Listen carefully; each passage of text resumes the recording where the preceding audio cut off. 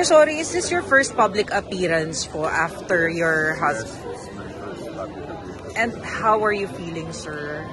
Well, I'm getting better. Siyempre, still recovering, no? Road to recovery, but it's a long way to go. No? 3 to 6 months. 6 months to 1 year. Kasi Achilles tendon rupture, no? So totally kinata nila at mas pinatibay siya. But it's gonna be better than before. Kaya malaki ang pag-asa ko naman na makaka-recover ako agad.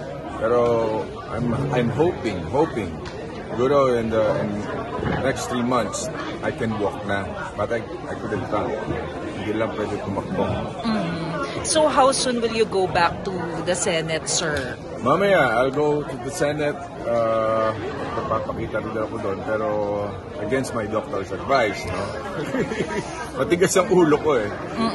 Sabi sa akin ng doktor ko, work from home. Pero yung occasion like this is a very momentous event, no? That we have to be here as chairman of the party ng Lakas.